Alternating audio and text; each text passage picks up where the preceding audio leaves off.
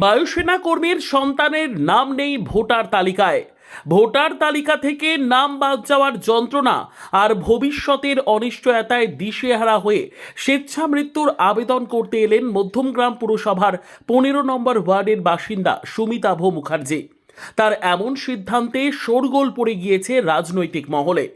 দেশের একজন প্রাক্তন বায়ুসেনা কর্মীর সন্তানকে নিজের নাগরিকত্ব প্রমাণের জন্য এই চরম পথ বেছে নিতে হচ্ছে কেন? এই প্রশ্ন উঠতেই নির্বাচনী স্বচ্ছতা নিয়ে নানান স্তরে চলছে চর্চা।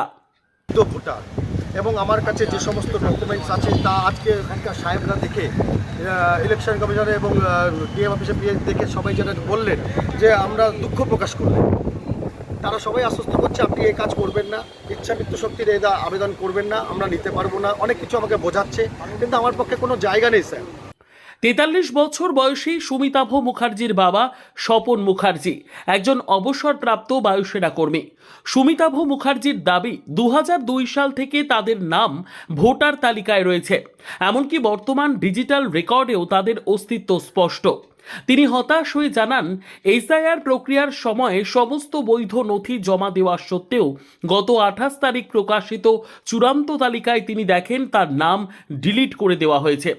আশ্চর্যের বিষয় হলো একই পরিবারের অন্যদের নাম রয়েছে, এমনকি স্ত্রী মালা মুখার্জির নাম থাকলেও বাদ পড়েছেন সুমিতাভ বাবু। বিভিন্ন দফতরে ঘুরেও কোনো সুরাহা না মেলায় অবশেষে জেলা শাসকের দফতরে স্বেচ্ছা মৃত্যুর অনুমতি চাইলেন এক নাগরিক। তিনি বলেন, আমি সার্ভাইকাল পেশেন্ট, ডিটেনশন ক্যাম্পে যেতে চাই না। আমি স্বেচ্ছা মৃত্যু আবেদন দিলাম, কারণ এই ভারতবর্ষের বৈধ নাগরিক হয়ে আমি যদি ভোট দিতে না পারি তাহলে এর থেকে চরম ব্যর্থতা আর কিছু নেই আমার কাছে। আমার জীবনে যেখানে আমার জন্ম 1983 সালে, আমি ব্যর্থ এবং পরবর্তী এসআইআর সব থেকে ভয়ের বিষয়, আমাকে যদি ডিটেকশন ক্যাম্পে পাঠায় সেই অত্যাচার আমি সহ্য করতে পারবো না, তার কারণ আমি তো সার্ভাইকাল পেশেন্ট, আমার কোমরে এখানে পেট। যে হাত দেশের আকাশ রক্ষা করেছে সেই পরিবারের উত্তরসূরিকে আজ রাষ্ট্রহীন হয়ে যাওয়ার আতঙ্কে ভুগতে হচ্ছে। সুমিতাভ বাবু প্রশ্ন তুললেন, আমাকে ডিটেনশন ক্যাম্পে পাঠানো হলে আমার অসুস্থ বাবা মা ও ছোট ছেলেটার কি হবে? তার নাম তালিকায় না থাকায় গোটা পরিবারের আত্মসম্মান ও অস্তিত্বের সংকটে ভুগছে। তাই আমার পরিবারে আমাকে যদি কখনো ডিরেকশন ক্যাম্পে অত্যাচারে নিয়ে যায়, আমার পরিবার না খেতে পেয়ে মরবে। আমার একটি বাচ্চা আছে ঘরে। ম্যাপিং আমি বাবা মাকে দেখিয়ে ম্যাপিং করেছিলাম।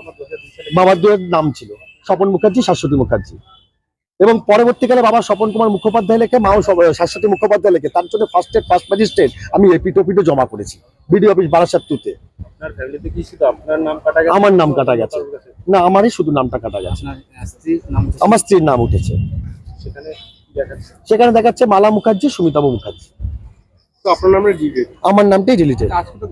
আজকে গেলাম আমার ইলেকশন কমিশনের কাছে হাত জোর করে একটাই কথা, এরম ভাবে বৈধ ভোটারের নাম কাটবেন না, এরম ভাবে বৈধ ভোটারের নাম কাটবেন না। আপনার কাছে হাত জোর করে বলছি, যাতে আমাদেরকে স্বেচ্ছা মৃত্যুবরণ করতে হয়।